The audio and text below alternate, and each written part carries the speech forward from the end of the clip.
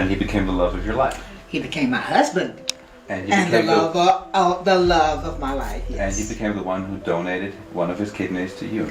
He eventually saved my life by giving me one of his kidneys.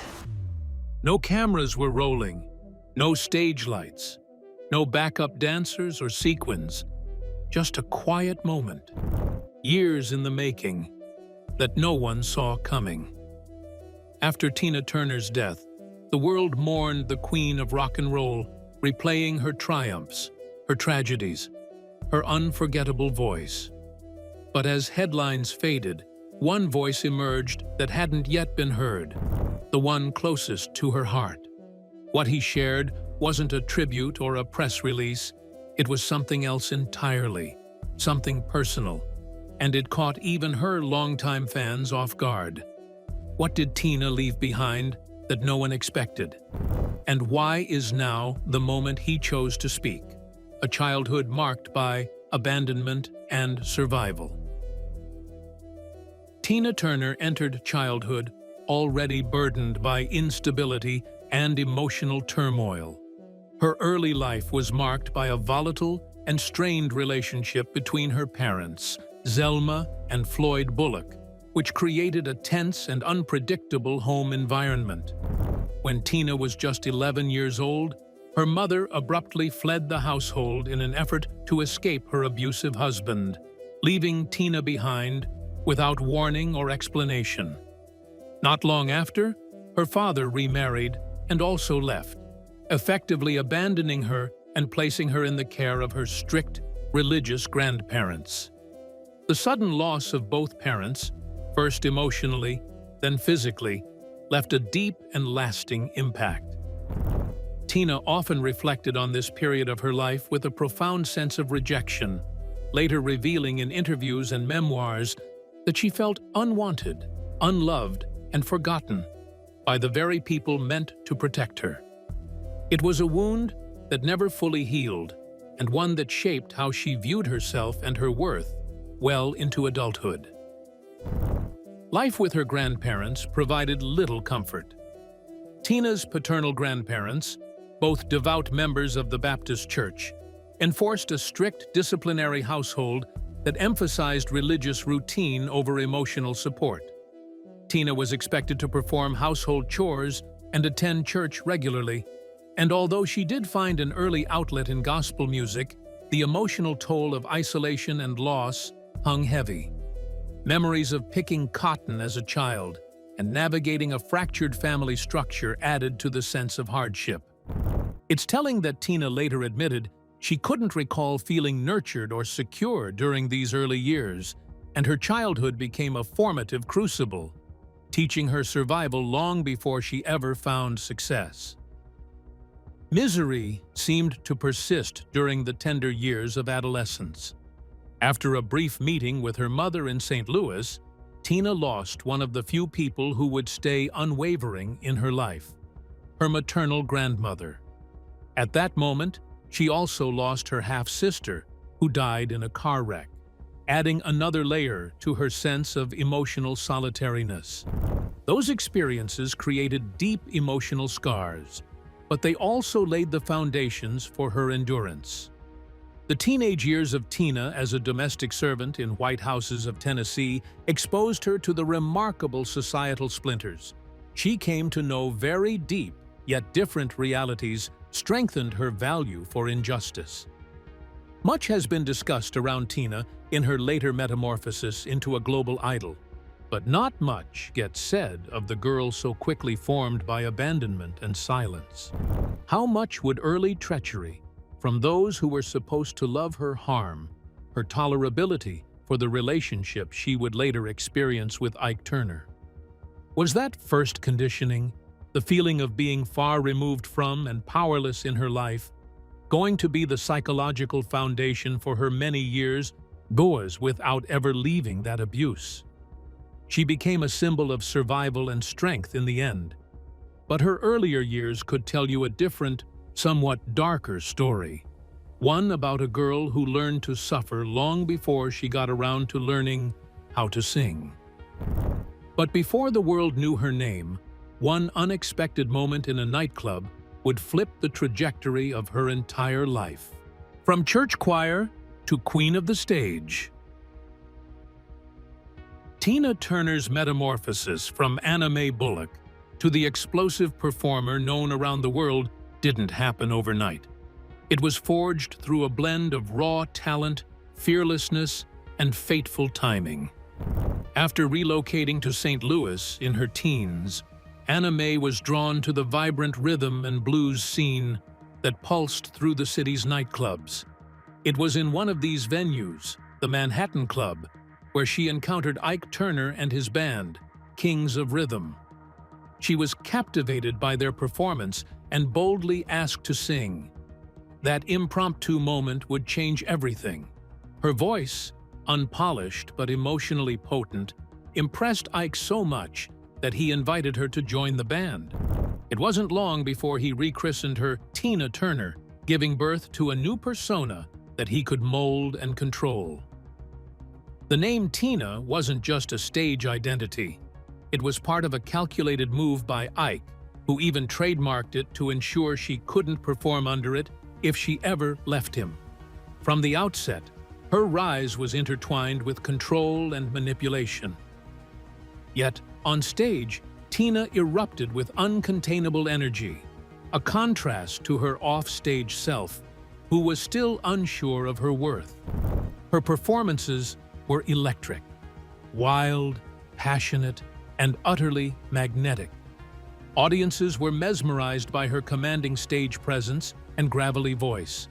And even in those early days, it was clear that she had something rare, something no amount of industry grooming could manufacture. Their act quickly became the Ike and Tina Turner Revue, a frenzied, high-energy affair that crossed genres, eventually becoming the toast of the R&B circuit. Tina's hard-driving dancing and soul-lifting vocals quickly became the public face of the group, eclipsing Ike in popularity. However, even in this ascendancy, she was still bound to him, both artistically and contractually. Ike took care of everything behind the scenes, arrangement and business, while Tina lit up every performance. Was this her way of screaming out in the silence of her private life? Was the stage her only real territory? In any event, Tina was growing more extravagant than the act. The star was on the verge of breaking away, even if she didn't realize it. Her metamorphosis into Tina Turner was more than a marketing strategy. It was an emotional mask and survival technique.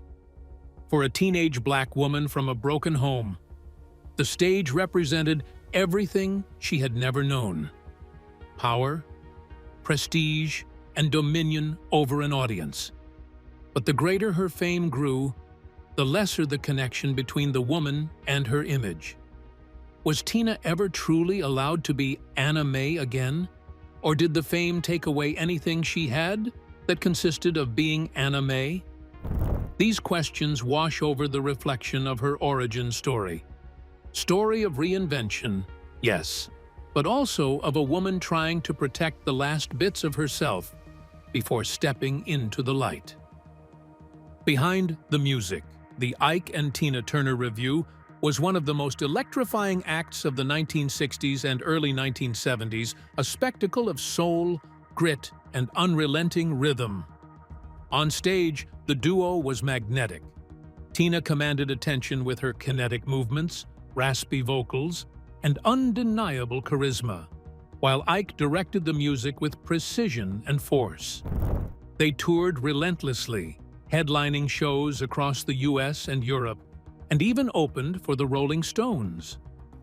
Audiences were enamored by their chemistry and energy, never suspecting that behind the scenes, the dynamic was far from equal. What looked like musical synergy was, in truth, a carefully constructed illusion masking deep dysfunction.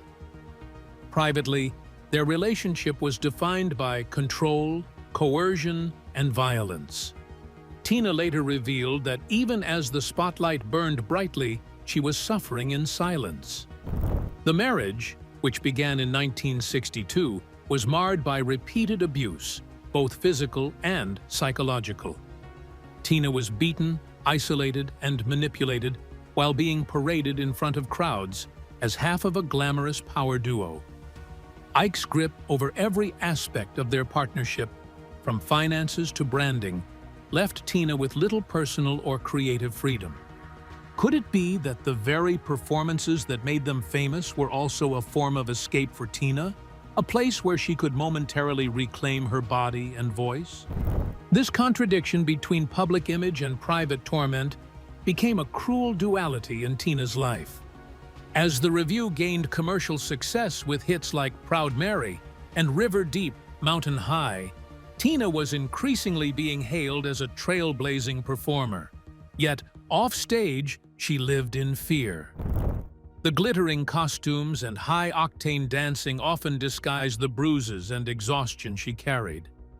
Did the audience ever see beyond the sequins and sweat? Or did fame and spectacle provide the perfect cover for a nightmare playing out just beyond the stage curtain? Over time, the emotional and physical toll began to eclipse the accolades. While Ike was credited with shaping Tina's career, her artistry and resilience were what truly sustained it. The review's success came at a staggering cost, and Tina's transformation from muse to martyr wasn't lost on those close to her. Even years later, when Tina shared the reality of their relationship, many struggled to reconcile the violence with the image they had once adored. But perhaps that was the most haunting truth. The world had been cheering for a performance that was, in part, a cry for help. Bold stand against domestic abuse. In 1981, Tina Turner made a decision that would ripple far beyond the pages of a magazine. She broke her silence. In an interview with People, she revealed for the first time the full extent of the abuse she endured during her marriage to Ike Turner. At a time when domestic violence was still largely hidden and dismissed in public discourse, Tina's raw and unfiltered account shocked readers. The beatings, the humiliation, the control. She described Ike throwing scalding coffee on her, forcing her to watch live intimate shows, and physically assaulting her repeatedly, even during pregnancy. Her bravery in sharing such personal trauma challenged a culture that too often ignored or blamed victims, especially high-profile women of color. This act of disclosure was more than a personal release. It was a cultural reckoning. Turner's words helped shift the narrative around domestic abuse, particularly in the entertainment industry, where glamour and fame often silenced pain. According to Dr. Lenore Walker, a pioneer in domestic violence psychology, Tina's testimony gave credibility to survivors everywhere. It signaled to courts, lawmakers, and the public that abuse was not confined to the impoverished or powerless. If a woman as iconic as Tina Turner could be brutalized and manipulated, it forced society to confront uncomfortable truths about who could be a victim and who could be an abuser. But speaking out came with a cost. Tina later revealed that she feared professional backlash and public doubt. Would audiences still see her as powerful, or only as a victim? Would Ike retaliate? Despite these fears, her decision to go public was a turning point, not just for her personal healing, but for a generation of women watching. In interviews that followed, she remained poised, refusing to be baited into reliving the trauma for spectacle. One such moment came in 1993, when an interviewer attempted to provoke a reaction by playing Ike's voice. Tina simply responded, "I have nothing to say." It was a masterclass in dignity, choosing silence not as submission, but as self-preservation. Her revelations would ultimately transcend journalism and be immortalized in her 1986 memoir, I, Tina, later adapted into the critically acclaimed film, What's Love Got to Do With It? Yet even as her story reached the big screen and the Broadway stage, Turner expressed ambivalence about being forever tied to her trauma. Still, she recognized the impact her voice had. In later years, she reflected on how her decision to speak out empowered other women to do the same. Her silence had protected her once, but her voice had liberated millions. In the end, Tina Turner didn't just break the silence, she shattered a societal taboo and rewrote the rules for what survival and strength could look like, rebuilding her life from scratch. When Tina Turner finally walked away from Ike in 1976, she had nothing but her name and a handful of change in her pocket. The decision to leave wasn't just a personal milestone. It was a leap into uncertainty with no safety net. During the divorce, she famously asked for no alimony, no property, and no royalties. All she wanted was to keep the stage name Tina Turner. That name, though burdened with trauma, was her one lifeline. What followed was a period of deep instability. She lived off food stamps, cleaned houses, and slept on the couches of friends and acquaintances. For a global star, it was a dramatic fall, but also the first step toward reclaiming her life on her own terms. Despite the humiliation of her circumstances, Tina refused to give up. She took any gig she could get, playing Las Vegas lounges, appearing on variety shows, and even doing commercials, just to survive. These performances were far from glamorous, but they kept her afloat. Many in the industry dismissed her as a relic of the past, or worse, as someone forever tied to Ike's legacy. Could she ever break free from that shadow? Would audiences accept her as a solo act rather than one half of a broken duo? These were the questions she faced as she struggled to piece together a second act, this time without compromise. Behind the scenes, Tina worked tirelessly to reinvent her image and sound. She surrounded herself with new collaborators, pushed her vocal boundaries, and experimented with rock and pop influences, genres she had long admired but rarely been allowed to explore.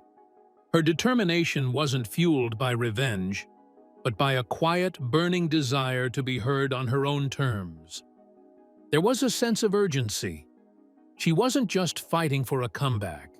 She was fighting to prove she existed beyond the abuse, beyond the headlines, beyond the pain. Would the world be willing to listen? The years between leaving Ike and releasing Private Dancer in 1984 were filled with hardship, but they also laid the foundation for one of the most remarkable reinventions in music history. Tina's refusal to be defined by her past was radical for its time, especially in an industry that often defines women by the men they leave behind. Her journey wasn't glamorous, but it was courageous. She didn't just rebuild a career, she built a new version of herself, fearless, self-made, and more powerful than ever. And in doing so, she offered proof to every survivor that starting over isn't weakness, it's strength. Just when the world thought she had reached her limit, Tina unleashed a comeback that no one saw coming. The Private Dancer phenomenon. By the time Private Dancer was released in 1984, Tina Turner had already survived what many wouldn't: abuse, bankruptcy, and being written off by an industry she had once helped energize. But rather than return quietly or nostalgically, Tina staged a comeback so bold it redefined her legacy entirely. Private Dancer wasn't just a solo debut, it was a reinvention. Backed by a modern production team, the album fused pop, rock, and soul in a way that felt both timeless and ahead of its time. Its lead single, What's Love Got to Do With It, reached #1 on the Billboard Hot 100 and earned Tina 3 Grammy Awards, including Record of the Year. At 44, she was older than most female pop stars, being pushed by major labels. And yet, she was just getting started. The success of Private Dancer shocked critics and the public alike, not because Tina lacked talent, but because the industry had largely decided her time had passed. In a youth-obsessed business, she shattered expectations. With spiky hair, a leather miniskirt, and her trademark gravel-edged vocals, she didn't just return. She stormed the gates. The album went on to sell over 10 million copies globally, transforming her from a nostalgic name into an international icon. Was this Tina's ultimate act of defiance? A reclamation of everything she'd been told she couldn't be: powerful, relevant, and in control? The private dancer era also marked a stylistic and visual reawakening. Gone were the matching costumes and tightly choreographed routines of the Ike and Tina Revue. In their place stood a woman unfiltered and unbound, drawing on pain not as limitation, but as fuel. Songs like "Better Be Good to Me" and "I Can't Stand the Rain" weren't just hits. They were declarations of independence, each lyric echoing years of resilience. Even her performances changed. They became more rock-influenced, more personal, more raw. For Tina, success now came not through survival, but through complete self-expression. In hindsight, Private Dancer was more than a commercial victory. It was a cultural shift.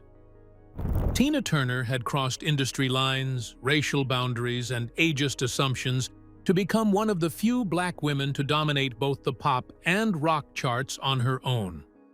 Her transformation wasn't just about music. It redefined what a comeback could look like. And in doing so, she became a symbol not of reinvention alone, but of ownership, of her voice, her name, and her destiny. Turner wasn't just back, she was reborn. The healing power of Irwin Bach. Tina Turner's love story with Irwin Bach began not with fireworks, but with a quiet, unassuming encounter in an airport in 1985. At the time, Bach was a German music executive assigned to welcome Tina to Dusseldorf. She was 46, still redefining her solo career and not actively seeking romance, especially not after years of trauma and betrayal. But something about Irwin's presence struck her immediately. In later interviews, Tina recalled that her heart began to race when she first met him. Still, guarded by the scars of her past, she didn't let that feeling guide her. At least, not at first. Their relationship began slowly, as a friendship that gradually deepened into trust. After surviving a marriage built on fear and control, Tina approached love with caution. Could she open herself to someone new without risking the same pain again? Her fears weren't unfounded. In her memoir, she admitted she was afraid she had been too damaged to love properly. But Irwin proved different. Patient and unwavering, he never pushed her beyond her comfort. Instead, he offered something she had rarely known in her personal life: emotional safety. Over time, his gentleness helped her begin to let go of the old fear that all love must come with a cost. They remained together for 27 years, before Tina finally agreed to marry him in 2013. By then, they had already built a life together in Switzerland, where Tina had become a citizen. The wedding, held at their lakeside estate, was intimate and elegant, with guests including Oprah Winfrey and Bryan Adams. But perhaps the most profound testament to their bond came in 2017, when Irwin donated one of his kidneys to Tina during her battle with kidney failure. She was deeply moved by the gesture, writing that she had been prepared to die rather than undergo dialysis, and his selflessness had given her life, literally, a second chance. Their relationship stood in stark contrast to the one that had nearly destroyed her. With Irwin, Tina experienced not just love, but healing. He never asked her to be anything other than who she was: flawed, vulnerable, and extraordinary. In her later interviews, Tina described their bond as true love, not because it was grand or dramatic, but because it was peaceful. He showed me that I could be loved without giving up who I am, she said. In the end, it wasn't just her comeback or her fame that defined the second half of her life. It was the quiet joy of being seen, chosen, and cherished for exactly who she was. Tina Turner as a cultural and feminist icon. Tina Turner's legacy extends far beyond music. She stands as one of the most powerful cultural and feminist symbols of the 20th and 21st centuries. Her life story, marked by abandonment, abuse, and eventual triumph, resonates deeply with women who have had to fight for their voices, their safety, and their place in the world. Turner didn't just survive domestic abuse. She redefined what survival looked like in the public eye. By choosing not to hide her trauma, she gave other women permission to confront theirs. In doing so, she reframed strength, not as the absence of pain, but as the will to rise in spite of it. Her unapologetic control over her narrative was radical for its time, particularly in an era where women, especially Black women, were often expected to remain silent or submissive. In reclaiming her story through interviews, memoirs, and film, Tina became a beacon of feminist resilience. She refused to be defined by the men in her life, whether as the subordinate wife of Ike Turner or the aging performer the industry tried to dismiss. Instead, she carved out her own space, on her own terms, in her own voice. Feminist discourse increasingly includes Tina as a case study in autonomy, particularly in how personal agency and creative expression can coalesce into activism. In popular culture and magazines, Tina is pictured as fearless, fierce, and defiant, endlessly and throughout her approaches to life, always being referred to and celebrated. From Beyoncé channeling her in Super Bowl performances to Angela Bassett capturing her on screen, Turner's reach extends over generations. Her story is taught as a tale of redemption, not merely a narrative about music's excellence. It has become a touchstone to artists, activists, and ordinary laywomen alike, especially those with abuse cycles, reinventing themselves or having public life burdens, such as ageism and the evils of racism. Even in her fashion metal mini dresses, wild hair, and unapologetically sensual clothing, Tina defied cultural standards that specified how a woman in her 40s, 50s, or 60s should appear. What probably guarantees her cultural impact most is that today's average day evokes her memories without linking them to songs, but with survival. From her own lived experience with society, the stigma associated with abuse, and the entertainment industry, she transformed ideals in the envisioning of womanhood into something fierce, complex, and ever-changing. Even posthumously, hers remains an anthem for freedom seekers from relationships, from industries, and even from their own doubts. She broke down barriers, and she swept up the broken pieces and pranced on them in heels, inviting others to do the same. Role of Buddhism in Tina's transformation. Tina Turner's discovery of Buddhism in the 1970s marked a quiet but profound turning point in her life, one that ultimately became the spiritual backbone of her personal transformation. At the height of her despair during her abusive relationship with Ike Turner, Tina was introduced to Nichiren Buddhism and the practice of chanting Nam-myoho Renge-kyo. At first skeptical, she began chanting out of desperation, seeking peace, clarity, or simply the strength to survive another day. What she found instead was something far deeper, a growing sense of agency. Buddhism didn't just offer solace, it gave her a structure for rebuilding her identity from the inside out. Over time, the daily ritual of chanting became more than a coping mechanism. It became a tool of liberation. Tina credited the practice with helping her break the psychological chains that had kept her trapped in cycles of fear and low self-worth. "I started to see that I didn't need to suffer," she once said in an interview. That was revolutionary. Buddhism's emphasis on self-determination and inner strength mirrored the journey she would eventually take in her music and life, one of shedding external control and reclaiming her voice. The chant became her mantra of survival, a soundtrack to her healing process long before she found global acclaim as a solo artist. Interspersed within the reconstruction of her life and professional career, Tina spoke about the Buddhist teaching that had had such an impact on her life at the time, unusual phenomenon for a celebrity of her stature in the West. She also had the freedom to speak about spirituality without dogma or shame, and was therefore able to relate more easily to a much larger audience than her own number of fans that sought meaning and strength in their lives.